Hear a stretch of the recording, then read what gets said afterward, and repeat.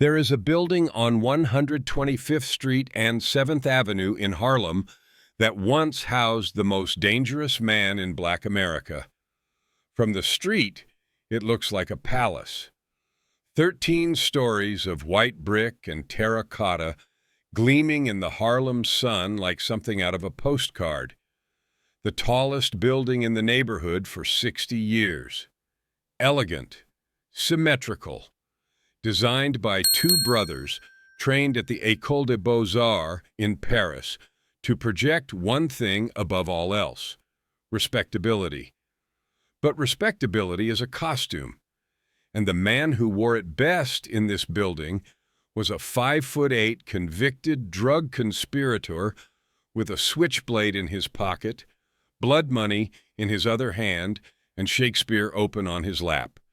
His name was Ellsworth Bumpy Johnson, and the Hotel Theresa was his throne. Not metaphorically, not poetically, literally. This was the physical space from which Bumpy Johnson controlled every illegal transaction, every numbers bet, every policy bank, every territorial dispute in Harlem. The building wasn't just where he lived. It was the machine through which he ran his empire, from the penthouse dining room all the way down to the basement corridors where sound went to die, and men went in and sometimes didn't come back out the way they walked in. This is the story of how a whites-only hotel became Black America's paradise, how a man who was once barred from its lobby became its unofficial ruler, and what happened in the spaces between the luxury and the darkness that no one wants to talk about. The Hotel Theresa was born out of grief and ego. In 1912, a German-born stockbroker named Gustavus Siedenberg stood on the corner of 125th Street and 7th Avenue and looked at Harlem the way a developer looks at empty land. Opportunity. He'd just demolished a smaller building called the Winthrop Hotel that had occupied the site, and he commissioned something grander, something that would cement his name into the neighborhood's skyline forever. He named it after his late wife, Teresa. Coincidentally, or perhaps not, his second wife was also named Teresa. The architects were George and Edward Bloom, brothers trained in Paris at the finest architectural school in Europe. They designed a 13-story steel-framed hotel with a striking white brick and terracotta facade. Every single piece of ornamentation on that building, every decorative detail, every carved flourish, every terracotta gable was custom-made specifically for this project. Nothing was prefabricated stock. Nothing was generic. The Blooms wanted the Teresa to look like nothing else in Manhattan, and it did. When it opened in 1913, the Hotel Theresa was the tallest building in Harlem. It would hold that title for 60 years until 1973, when the Adam Clayton Powell Jr. State Office Building rose across the street. For 6 decades, if you stood anywhere in Harlem and looked up, the Teresa dominated the skyline like a white fist punching through the clouds. Now let's talk about what this building was actually worth. In today's dollars, the Hotel Theresa would be valued at somewhere between $50 million and $100 million. That's not speculation. That's what a 13-story, 300-room, full block-front commercial property on one of the most prominent intersections in Harlem is worth in today's Manhattan real estate market. The original construction cost alone, $1.5 million in 1913, translates to roughly $45 million when adjusted for inflation. But the land? A full block front on the corner of 125th Street and 7th Avenue? That adds an entirely different layer of value on top. This was not a small building. This was not a modest investment. This was a palace. And for its first 28 years, it was a palace that Black Americans were forbidden from entering. And for its first 28 years, Black Americans were not allowed inside. The building had 300 rooms arranged across 13 floors. It was designed primarily as an apartment hotel, meaning long-term residents lived there like it was home, while approximately 100 of the rooms accepted short-term guests. The suites ranged from single rooms with private baths to three-bedroom units with two ensuite bathrooms. The ground floor housed retail space, a barber shop, a tailor, a delicatessen.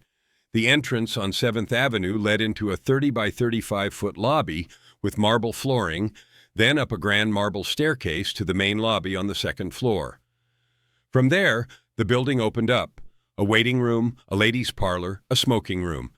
The ceiling was high, the light was good, the furniture was leather and mahogany. In 1917, the lobby configuration was altered to include a mezzanine level, a balcony that overlooked the main lobby from above, housing a barber shop, restrooms, and additional offices. This mezzanine would later become one of the most strategically important spaces in the building, and on the top floor, the penthouse, was the crown jewel, a two-story dining room that seated 272 people, with panoramic windows that offered views of Long Island Sound to the east and the Palisades to the west. On a clear day, you could see 3 states from that dining room. It was the highest point in Harlem, the place where power looked down on everything below it. For its first 28 years, the Hotel Theresa kept one policy that was never questioned: whites only. Not just the clientele, the staff, the management, everyone who worked in the building, everyone who slept in it, everyone who ate in its restaurants, all white. This was 1913. Harlem was already becoming one of the largest black communities in the world.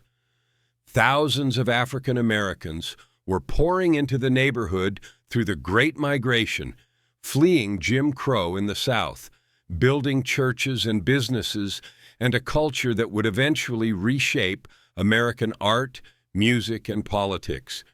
And the Hotel Theresa sat right in the middle of it all, a white island in a black sea. A 13-story monument to segregation standing on the corner of one of Harlem's busiest intersections. Black residents walked past it every day. They looked up at those white terracotta walls and understood exactly what that building meant. You are not welcome here. This neighborhood belongs to you, but this building does not.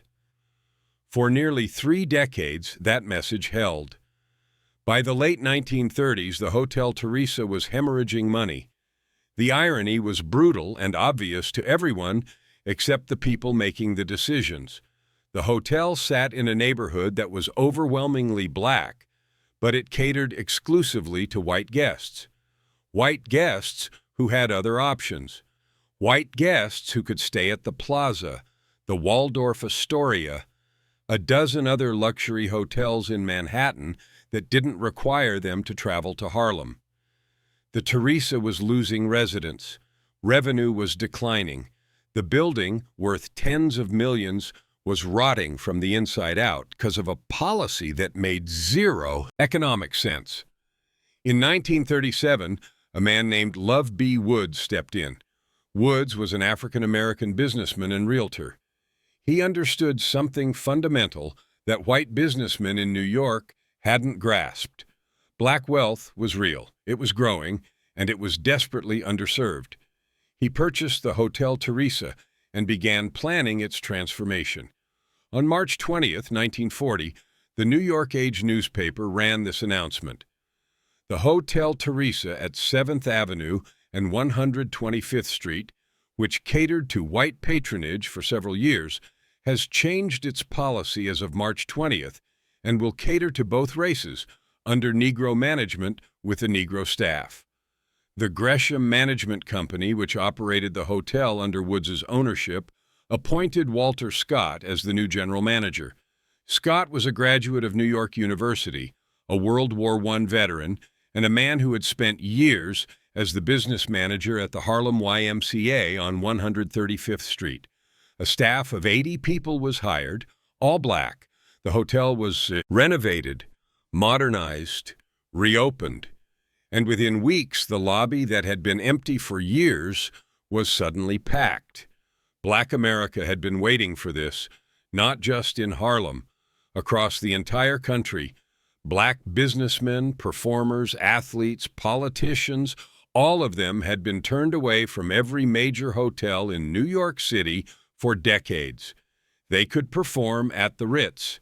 They could entertain at the Plaza. But they couldn't sleep there. They couldn't eat in the restaurants. They couldn't exist there as guests with dignity. The Hotel Theresa changed that. Within a year, the building became what John H. Johnson, founder of Ebony and Jet magazines, who conceived both publications while staying at the Teresa, called the social headquarters of Negro America.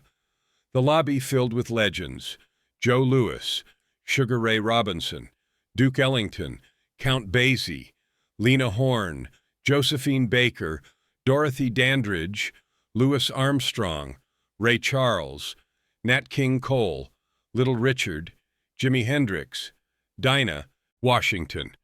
The 51-foot J-shaped bar on the street level became the place where black intellectuals, entertainers, and power brokers gathered nightly. The clothing store on the ground floor dressed celebrities in the finest clothes money could buy, selling fabulous wares to stars like Ella Fitzgerald and Lena Horne. The penthouse dining room hosted events that drew hundreds. Harlem's intelligentsia called it the Waldorf of Harlem. And for the first time in the history of the United States, black Americans had a luxury hotel that was not just open to them, it was theirs. The building had flipped. The White Palace in the black neighborhood had become the Black Palace in the black neighborhood. And that's when Bumpy Johnson walked through the front door. Before Bumpy Johnson could become the Hotel Theresa's unofficial ruler, he had to survive becoming the man he was. Born Ellsworth Raymond Johnson on October 31st, 1905, in Charleston, South Carolina, Bumpy got his nickname from a pronounced bump, a deformity on the back of his skull, short, Southern, marked from birth as different. When he was 10, his older brother Willie was accused of killing a white man. In the lynching South, that accusation required no trial. His parents mortgaged their house, scraped together every penny, and sent Willie north. Then they sent Bumpy. He arrived in Harlem in 1919 with nothing, no money, no plan, no future visible to anyone except possibly himself. The neighborhood kids saw a short, bumpy-headed Southern boy with a thick accent and immediately identified him as prey. They bullied him constantly, every single day. Bumpy fought back, every single time, against kids, bigger, or older, meaner. He fought with his fists, with rocks, with his bare hands. And he never, ever backed down. By 15, he'd been arrested twice. By 20, he'd cycled through reform schools so many times the system had stopped bothering with proper paperwork. Over the course of his life, Bumpy would be arrested more than 40 times. 40 times. And here's the thing that made law enforcement so frustrated with him. They could never make the serious charges stick. Bumpy was arrested over and over again for robbery, assault, various offenses. He cycled in and out of places like Sing Sing Correctional Facility. But the charges that could have put him away for life never held. Bumpy was never convicted of murder. Not once, not ever. Despite being investigated multiple times, despite persistent rumors that followed him throughout his career, no murder charge was ever brought against him. The FBI watched him for decades. They surveilled him constantly. They photographed him, followed him, tapped his communications. They could never tie him directly to a killing with enough evidence to prosecute. This is what made Bumpy Johnson truly untouchable. The mystery surrounding him was more powerful than any confirmed fact could ever be.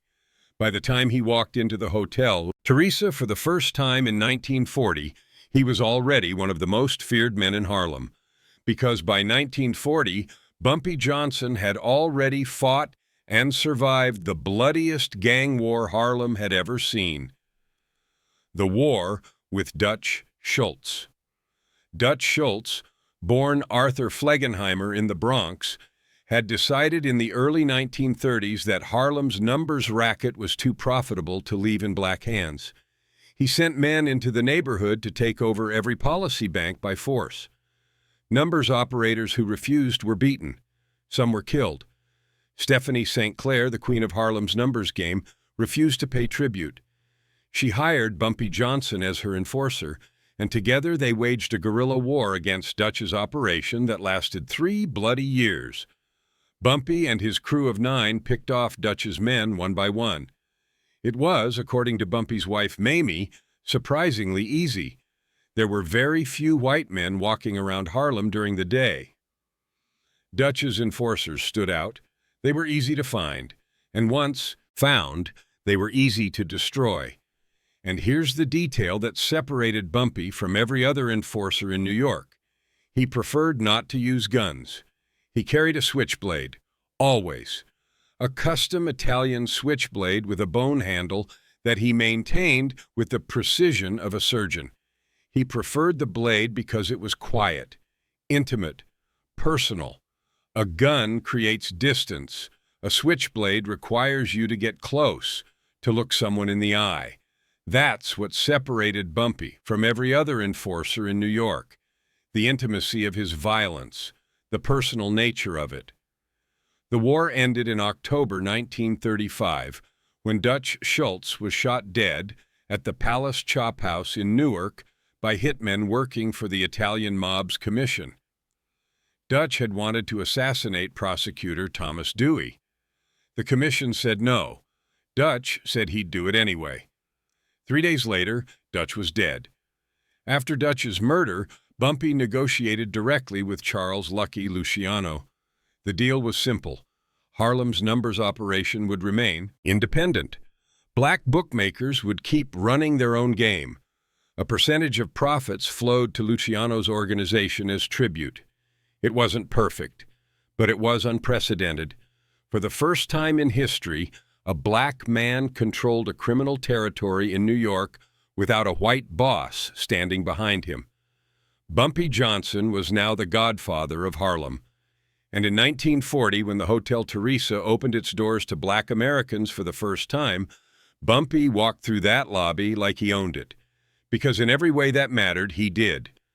The Hotel Theresa wasn't just where Bumpy lived, it was where he operated. The building's architecture, its lobbies, its mezzanine, its service corridors, its basement, became the physical infrastructure of his criminal empire. Every floor, every corridor, every hidden passage served a purpose. To understand how Bumpy ran Harlem from this building, you need to understand the building itself. The ground floor of the Hotel Theresa was public space, the lobby, the 51-foot J-shaped bar, the retail shops. This was where the world saw Bumpy Johnson, and what the world saw was carefully constructed. Bumpy dressed impeccably, always. Custom suits, polished shoes, a hat that sat at exactly the right angle. He carried himself with the quiet confidence of a man who knew that in any room he entered, every eye would find him within seconds. He spent hours in the lobby, reading, Shakespeare mostly, sometimes Marcus Aurelius, sometimes Frederick Douglass. He'd sit in one of the leather chairs with a book open in his lap and a glass of bourbon on the table beside him, looking for all the world like a wealthy intellectual enjoying a lazy afternoon. But he was also playing chess. Bumpy was a master-level chess player. He played regularly in the lobby, sometimes for hours, studying the board with the same analytical mind he used to run his empire. Fellow inmates at Alcatraz would later note his quiet confidence, strong reading habits, and chess skills. He enjoyed the game's strategic thinking, the way it rewarded intelligence over brute force, patience over aggression. Word spread through Harlem. If you wanted to test yourself against Bumpy Johnson at chess, You could find him in the lobby of the Teresa on any given afternoon. People came, businessmen, entertainers, politicians, hustlers. They sat across from him and played. Most of them lost. This earned him the nickname that followed him everywhere, the Switchblade Poet. A man who could quote Shakespeare with genuine feeling one minute and make a man disappear the next. A man who wrote poetry about love and loss and the weight of being black in America while simultaneously managing the largest illegal gambling operation in the neighborhood. Two faces, one man. But the chess games and the reading weren't just recreation. They were intelligence gathering. The Hotel Theresa's lobby was the social center of Black New York. Everyone passed through it. Everyone who mattered in Harlem, legitimate or otherwise, eventually sat in one of those leather chairs or stood at that bar. And Bumpy, reading Shakespeare in the corner, was watching all of them. Who came in nervous? Who left quickly? Who met who? Who avoided who? The lobby was a living intelligence feed, and Bumpy Johnson, sitting quietly with his book, was reading it as carefully as any page of text. The Hotel Theresa's mezzanine was one of the building's most distinctive architectural features. A balcony level that overlooked the main lobby from above, it had been installed during a 1917 renovation and ran along the western side of the structure. From up there, you had a clear sight line to the front entrance and every person who walked in from 125th Street. Bumpy discovered the tactical value of this space almost immediately. He began holding court from the mezzanine balcony.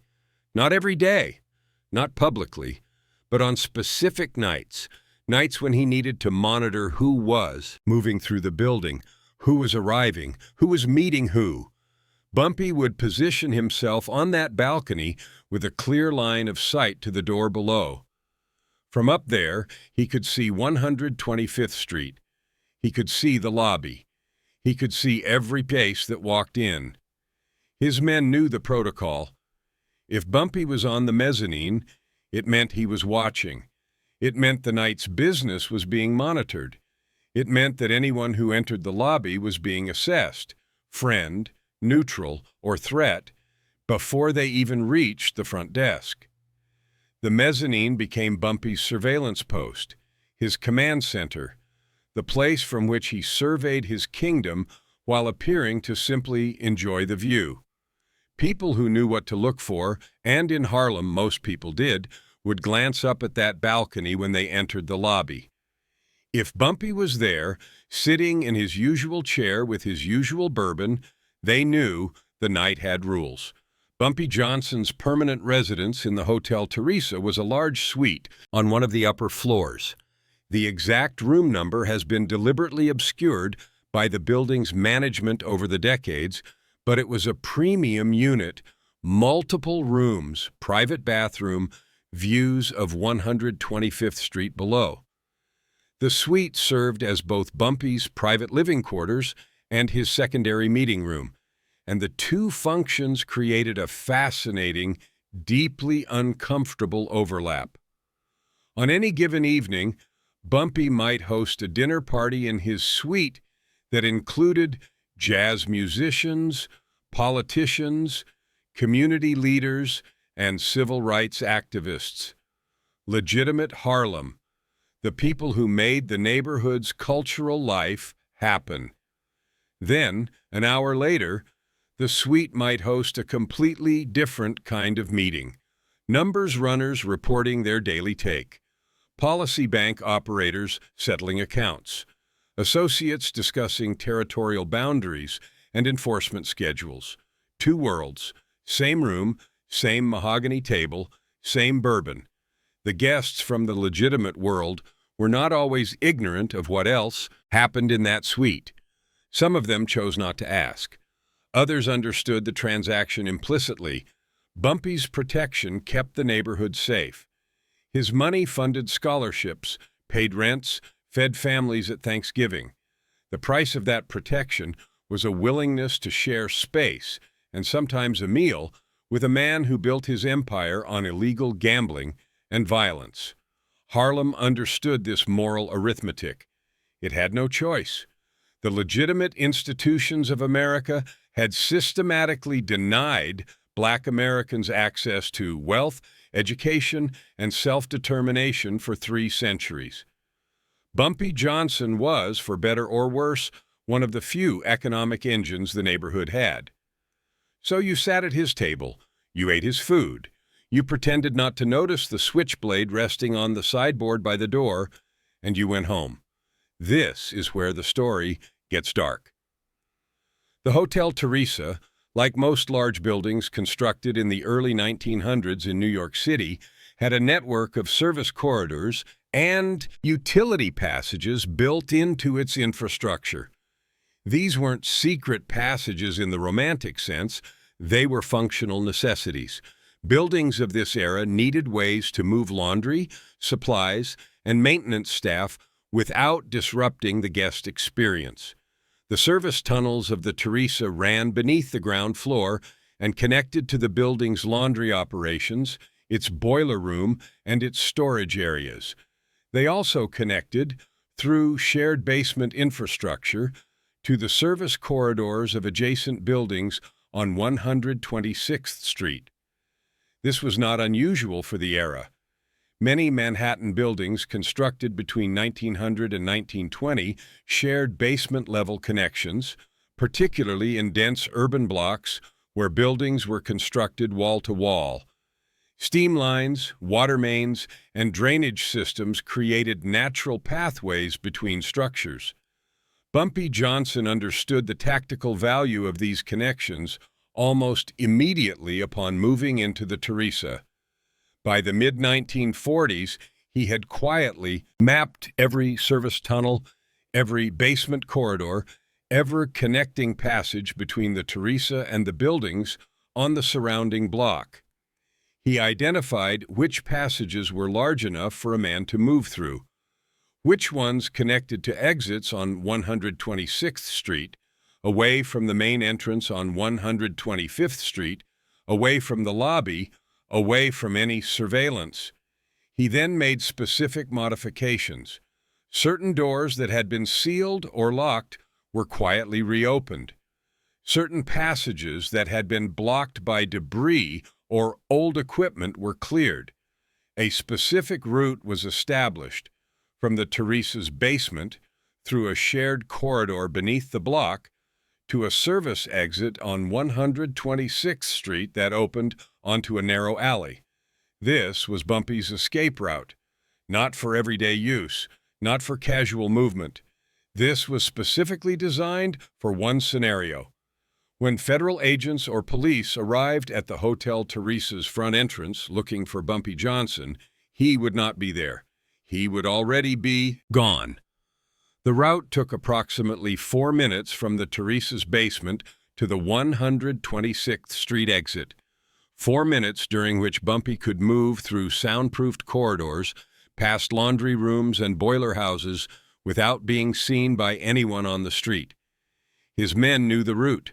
They maintained it. They kept it clear. They ensured that the doors along the path were always unlocked and always functional. For years, this network allowed Bumpy to operate from the Hotel Theresa while remaining essentially untouchable by conventional law enforcement. FBI surveillance teams would stake out 125th Street. They'd watch the front entrance. They'd photograph everyone entering and leaving. And Bumpy would slip out through the basement and disappear into the neighborhood before any of them even knew he'd moved. Deep in the Hotel Theresa's basement infrastructure, in a space that had originally served as a secondary storage area for the hotel's linen supplies, Bumpy Johnson had a room that was not on any official building plan. The room was small, roughly 12 feet by 10 feet. It had been converted from its original purpose sometime in the early 1940s, the walls reinforced with additional insulation. The single door fitted with a deadbolt that operated only from the inside. A bare light bulb hung from the ceiling. A small table and 2 chairs occupied the center of the space. This was Bumpy's emergency safe room, his last resort. Inside he kept a change of clothes, cash, always at least $10,000 in small bills, a false identity document set, and access to the escape tunnel that led to 126th Street. If everything went wrong, if the FBI kicked down the door of his suite, if police surrounded the building, if the operation was compromised, Bumpy had a path from his suite down to this room and out through the tunnel in under 6 minutes. The room also served a second purpose during normal operations. It was where Bumpy kept the documents that ran his empire. Ledgers recording every numbers bank in Harlem, betting slips, payment records, the financial architecture of his criminal operation, all of it stored in this hidden space beneath a luxury hotel surrounded by the sounds of laundry machines and boiler steam. No one knew about the room except Bumpy and 2 trusted associates. The hotel's management, who were on Bumpy's payroll, never asked questions about the basement. The maintenance staff who occasionally worked in the area were instructed to avoid certain corridors. The room existed in a space between the legitimate world above and the criminal world below. A liminal space, a place where the 2 realities of the Hotel Theresa occupied the same square footage without ever acknowledging each other. Beneath the marble floors and leather chairs and panoramic windows of the Hotel Theresa, beneath the ballroom where celebrities danced and the bar where legends drank, there was a world that the guests above never saw and never wanted to think about. The basement. The Theresa's basement was substantial. The building's footprint was roughly 100 feet by 100 feet, and the basement extended the full width of that footprint. Low ceilings, concrete floors, exposed pipes carrying hot water and steam up to the floors above. The mechanical heart of the building, boilers, electrical panels, storage rooms, the laundry operation that serviced 300 rooms. It was not glamorous. It was not comfortable.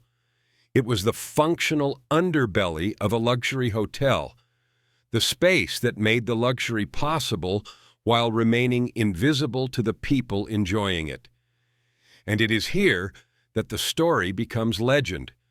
The National Trust for Historic Preservation, in its official documentation of the Teresa as a Green Book site, noted matter-of-factly that the hotel was teeming with showgirls, wealthy tourists, socialites, and gangsters who played the numbers in the basement.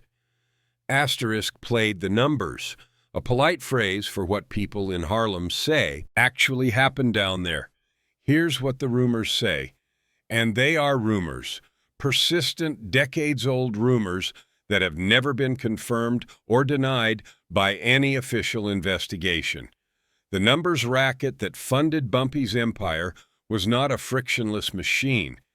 It was a sprawling, chaotic network of runners, bookmakers, policy banks, and operators spread across dozens of blocks in Harlem. Money moved through it in small denominations, pennies, nickels, dimes, collected by runners who walked the streets every day, brought to banks where the bets were aggregated, and paid out through a system that required extraordinary trust. Trust that was not always warranted. Men stole from the operation. They skimmed from the daily take. They inflated losses to pocket the difference. They made side deals with rival operators. They talked to police. When these problems arose, according to Harlem's oral history, not official record, Bumpy brought the accused men to the basement. 2 wooden chairs facing each other, a small table between them, an ashtray, a bottle of bourbon. The accused would sit in one chair. Bumpy would sit in the other, and the conversation would begin. Bumpy's switchblade rested on his knee during these sessions, not brandished, not threatened, just present. A reminder of the stakes. He would listen first. Let the man talk. Let him confess or deny or explain. Let the silence stretch until it became unbearable. Then Bumpy would present what he knew. The numbers didn't lie. The ledgers were precise. The discrepancy was clear. Some men left the basement alive, chastened, terrified, sometimes with broken bones or missing teeth, physical reminders that the conversation had consequences. But alive. Others, according to the whispers, did not come back upstairs. The basement's thick concrete walls and the constant mechanical noise of the hotel's infrastructure above, boilers running, laundry machines churning, pipes carrying steam, created a natural layer of acoustic dampening. Sound didn't travel well down there.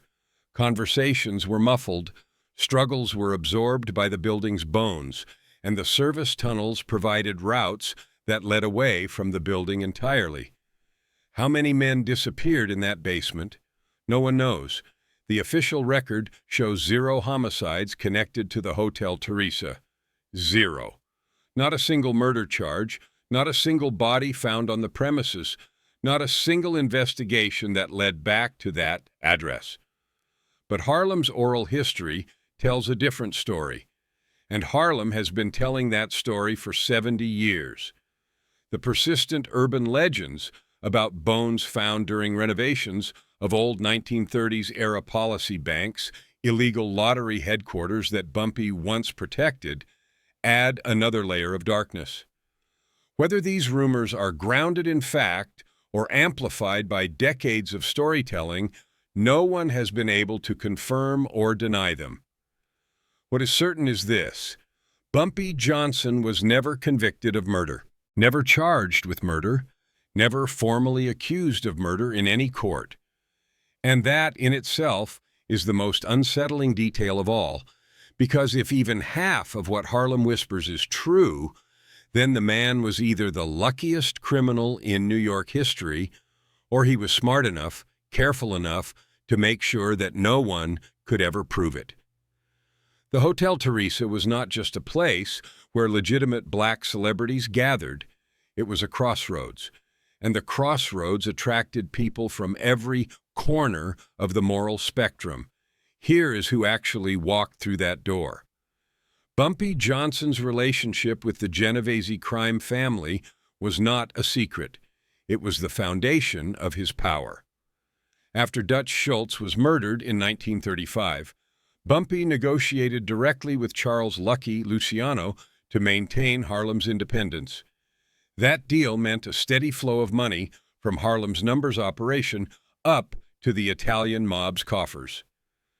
Representatives of the Genovese family visited the Teresa regularly, sometimes openly, sometimes not. They came to collect. They came to discuss business. They came to ensure that the arrangement, black neighborhood, black operation, Italian oversight, remained intact. These visits happened in Bumpy's suite, upstairs, away from the lobby where Joe Louis might be signing autographs. 2 worlds, same building, same hallway.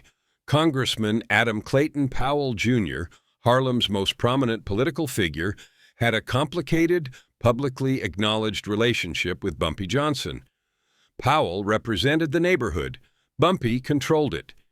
In a district where the numbers racket was woven into the economic fabric of daily life, a congressman who wanted to understand his constituents had to understand Bumpy. Powell visited the Teresa. Bumpy visited Powell's office.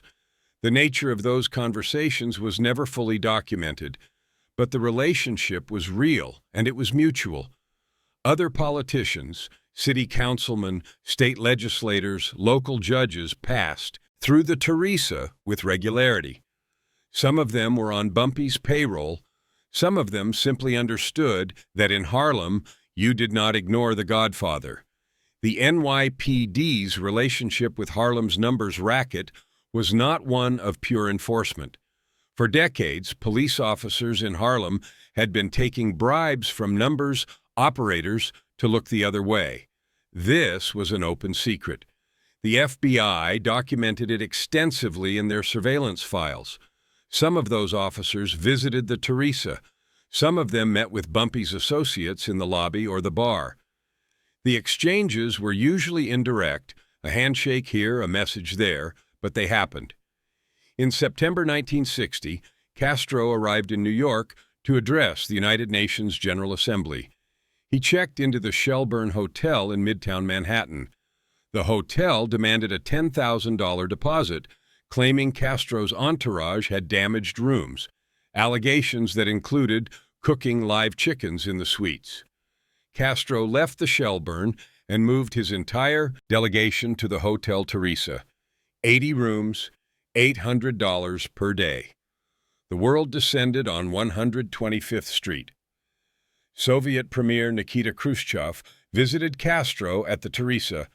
Egyptian President Gamal Abdel Nasser came. Indian Prime Minister Jawaharlal Nehru came. Malcolm X came. Poets Langston Hughes and Allen Ginsberg came. Patrice Lumumba of the Belgian Congo, a revolutionary leader who would be assassinated within months, stayed there as well. Castro hosted a steak dinner for the hotel's entire all-black staff in the hotel's own banquet room, a deliberate political statement against American segregation broadcast to the world. The Hotel Theresa became an international diplomatic hub for 3 weeks. The FBI, the CIA, and the Secret Service all set up surveillance operations around the building. And Bumpy Johnson, who would have been the first person Castro needed to understand in this building, was not there to see any of it. He was sitting in a cell on Alcatraz, 1,100 miles away in San Francisco Bay, serving out a 15-year narcotics sentence. The Hotel Theresa was still his in every way that mattered. But he wasn't there to watch the world descend on it. The detail matters. It means the building operated without him for 7 years. It means the basement, the tunnels, the whole architecture of power. It ran itself. His people held it down while the Godfather was locked up. And when Castro left, when the cameras went away, when the FBI packed up their surveillance equipment and drove back to Manhattan, the Teresa went right back to being what it had always been. 2 worlds, same walls. Malcolm X headquartered his Organization of Afro-American Unity at the Teresa after his split with the Nation of Islam in 1964. He rented offices in the building on the 2nd floor and used the hotel as his base of operations during the final turbulent year of his life. Bumpy Johnson and Malcolm X knew each other. They had been acquainted since the 1940s. FBI surveillance files noted Johnson's criminal orbit in relation to Malcolm, but did not document formalized alliances, instead highlighting isolated contacts amid broader scrutiny of Harlem's underworld. What is clear is this: in a building controlled by Bumpy Johnson, Malcolm X was safe. Not because of any formal arrangement, because no one in Harlem would cause trouble at the Teresa while Bumpy was there. Not openly, not visibly. The building provided a layer of security that no amount of legitimate protection could match. In October 1960, Kennedy made a presidential campaign stop at the Hotel Theresa. He arrived with Jacqueline Kennedy, Congressman Adam Clayton Powell Jr., Senator Herbert Lehman, Governor Averell Harriman, Mayor Robert Wagner, and Eleanor Roosevelt. Kennedy stood in the lobby of a building where a man under FBI surveillance for narcotics conspiracy was a permanent resident and gave a speech about coming to Harlem and recognizing that we all live right next to each other. The irony was not lost on anyone who understood what the Hotel Theresa actually was.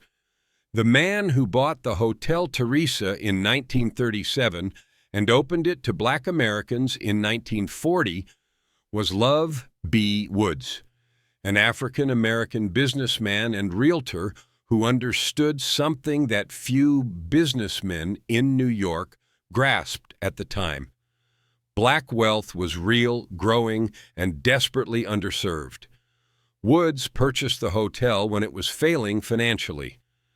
The whites-only policy had made it economically unviable in a neighborhood that was overwhelmingly black. Woods saw the opportunity and seized it. But Woods also understood the political landscape of Harlem in 1940.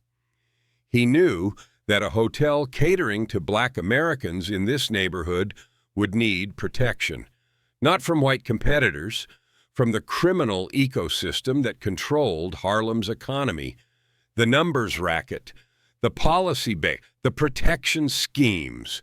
All of it flowed through Bumpy Johnson's organization by the early 1940s. Any significant business in Harlem existed within Bumpy's sphere of influence. You either had his blessing or you didn't operate. Woods and Johnson reached an understanding. The exact terms were never documented. This was Harlem, not Wall Street, but the arrangement was clear to everyone who understood how the neighborhood worked.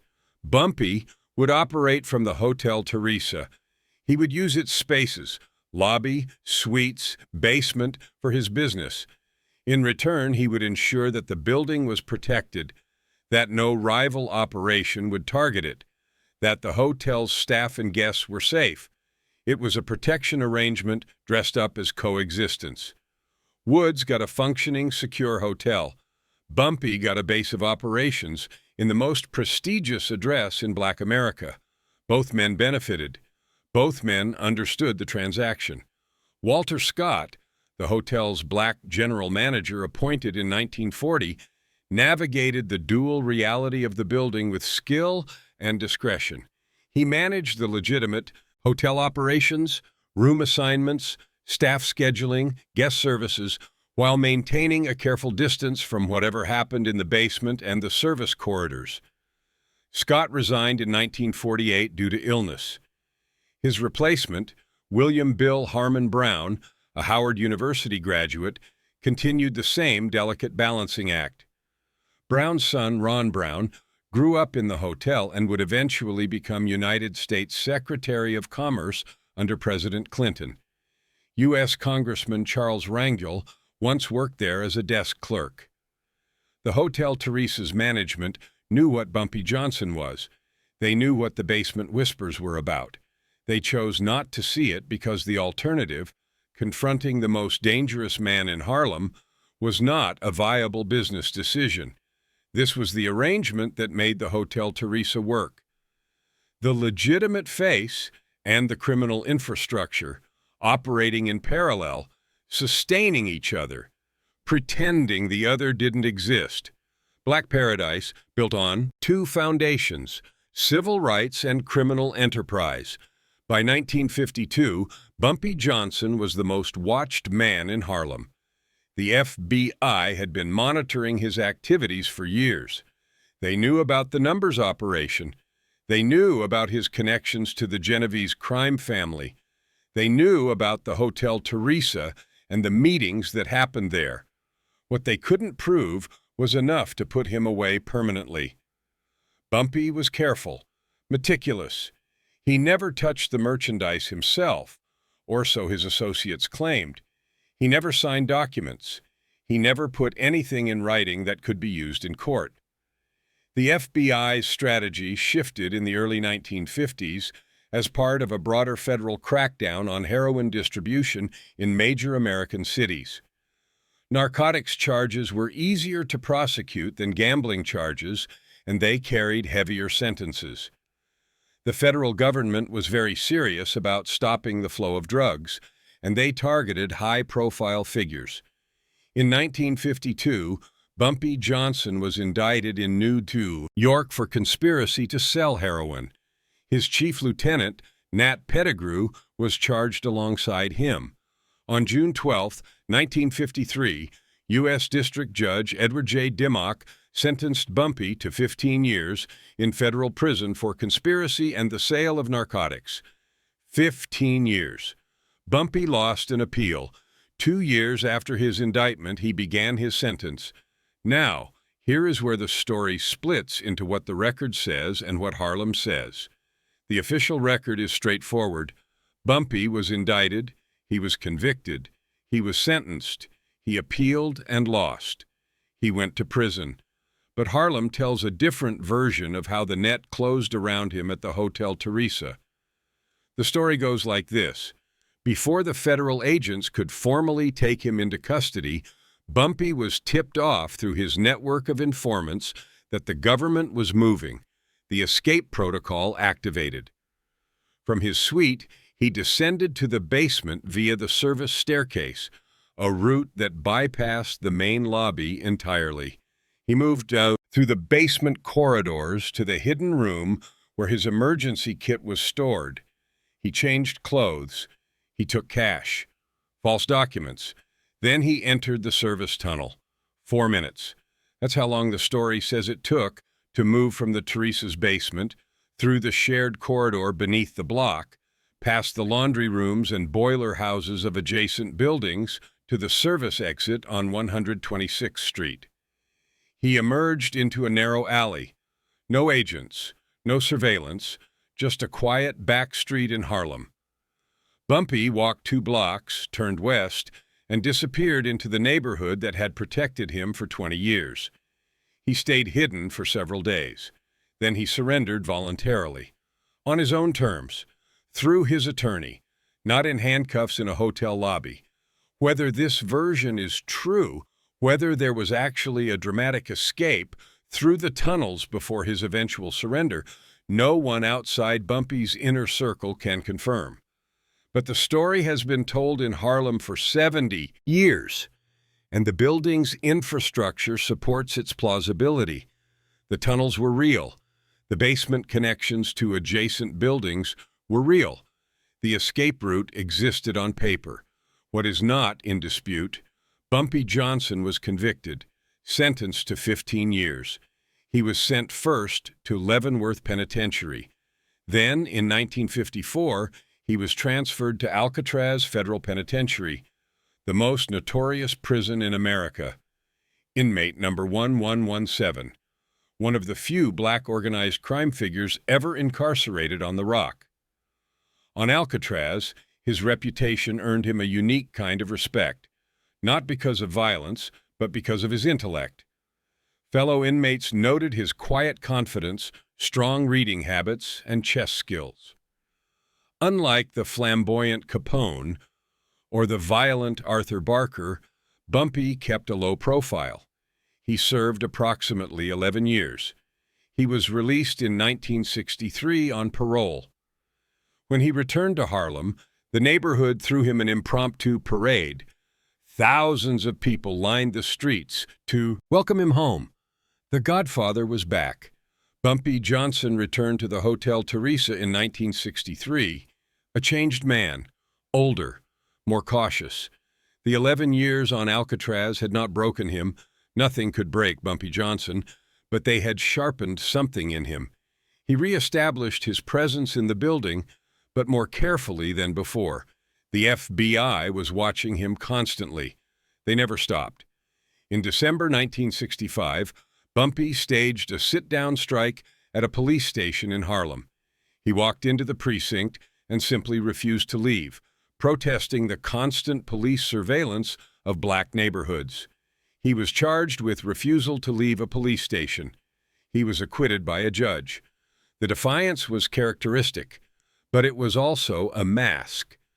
Behind the public bravado, Bumpy was managing the slow decline of the Hotel Theresa itself. By the mid-1960s, the hotel was deteriorating.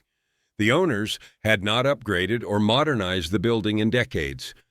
The end of segregation elsewhere in New York City had, ironically, undermined the Teresa's unique value proposition.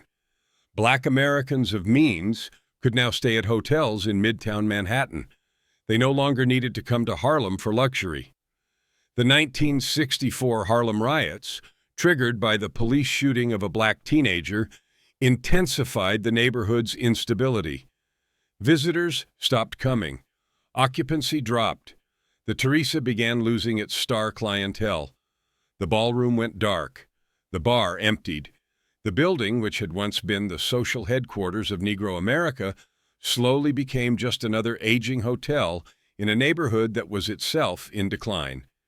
New ownership began converting the building to office space in 1966. The hotel closed in 1967, and Bumpy Johnson, who had controlled this building for 27 years, watched its transformation with the quiet acceptance of a man who understood that empires don't last forever. He was under a federal indictment for drug conspiracy when he died. On July 7, 1968, shortly before 2 a.m., Bumpy Johnson was at Wells Restaurant in Harlem. The waitress had just served him coffee, a chicken leg, and hominy grits when he clutched his chest and collapsed. Childhood friend Finley Hoskins was there. Someone ran down the street to the Rhythm Club to get another childhood friend, Junie Bird. When Bird arrived, he cradled Bumpy in his arms. Bumpy briefly opened his eyes and smiled. Then he fell into unconsciousness. He was taken by ambulance to Harlem Hospital, where he was pronounced dead of congestive heart failure at the age of 62. He is buried at Woodlawn Cemetery in the Bronx. The Hotel Theresa still stands on 125th Street and 7th Avenue. It was renovated in 1970 and reopened as Teresa Towers, an office building. The original white terracotta facade was preserved rather than replaced with aluminum and glass. The old name is still painted on the side of the building, faded but visible. It was designated a New York City landmark in 1993 and added to the National Register of Historic Places in 2005. Today it houses commercial offices, professional tenants, and serves as an auxiliary campus for Columbia University's Teachers College and the Touro College of Pharmacy. The lobby has been renovated multiple times. The marble staircase that once led up to the main lobby, the staircase Bumpy Johnson ascended every day, has been replaced with modern fixtures. The mezzanine balcony from which he once surveilled his kingdom still exists structurally, though its function has changed entirely. The pavement has been modernized. The old service tunnels have been partially sealed, partially repurposed for modern building infrastructure. Whether the specific corridors Bumpy used for his escape routes still exist in their original form is unclear. The building's current management does not discuss the history of the basement in detail. The secret room, if it ever existed exactly as described in Harlem's oral history, has never been officially confirmed or denied. No documents place Bumpy Johnson in a specific basement location within the Teresa, but the building's infrastructure supports the possibility. The service tunnels were real. The connections to adjacent buildings were real. The escape route's feasibility has been confirmed by people who walked it. What is beyond dispute is this: the Hotel Theresa was simultaneously the most important symbol of Black American achievement in the mid-20th century and one of the most effective criminal operations in New York City's history. It was Black Paradise and Black Court at the same time. A building where Joe Louis celebrated victories and where men went into the basement and sometimes didn't come back up. Where Malcolm X planned his final campaign and where Bumpy Johnson settled debts with a switchblade. Where Fidel Castro slept and where the numbers racket that funded half of Harlem's economy was managed from a hidden room beneath the laundry. The building held two realities in the same walls, two worlds in the same hallways, two versions of what it meant to be black in America. The public version, celebrated and dignified, and the private version, necessary and brutal, occupying the same space without ever fully acknowledging each other. Bumpy Johnson understood this duality better than anyone. He was the man who made both worlds possible, the man who protected the palace while operating the dungeon beneath it. He was the switchblade poet, the chess master who could quote Shakespeare while managing the largest illegal gambling operation in the neighborhood, the philanthropist who fed Harlem's children at Thanksgiving while extracting wealth from its poorest residents through a numbers game that offered hope at 999 to 1 odds. Two faces, one man, one building. Bumpy Johnson was never convicted of murder. The FBI watched him for decades and could never make that charge stick. Whether that means the basement whispers are exaggerated, or whether it means Bumpy was simply too careful, too intelligent, too calculated to ever leave evidence behind, that question has no answer, and that is exactly the point. The Hotel Theresa still stands. The name is still painted on the side. And if you walk past it on a quiet evening, really walk past it slowly, paying attention to the building rather than the street, you might notice something. The lobby is visible through the ground floor windows. Office workers move through it during the day. It's ordinary now, functional, clean, but the bummit is still there. Beneath the marble and the modern fixtures and the fluorescent lights of a repurposed office building, the old stone walls still stand. The old corridors still exist, sealed and forgotten and dark. And somewhere down there, in a room that no longer appears on any building plan, two wooden chairs might still be facing each other in the dark, waiting for a conversation that never ends. That wraps it up for today. The Hotel Theresa was called the Waldorf of Harlem, but that name only tells half the story. The other half lived in the basement, in the service tunnels, in the hidden rooms, in the space between the marble and the concrete where Bumpy Johnson built an empire that no one above ground could see. Bumpy was never convicted of murder, not once. The FBI never made that charge stick. And that fact, that single cold fact, is scarier than any confirmed killing could ever be. Because it means either the whispers are wrong or the man was so precise, so careful, so intelligent that 60 years of federal surveillance couldn't catch him doing it. Malcolm X spoke from this building. Castro slept in it. Kennedy campaigned outside it. And beneath all of it, in a room that doesn't appear on any official floor plan, a man with a switchblade and a copy of Shakespeare sat at a table and decided who walked out and who didn't. If this story unsettled you, that means it worked. Drop a comment below. And tell me which part hit the hardest. Subscribe for more stories from the spaces history doesn't want you to see. See you in the next one.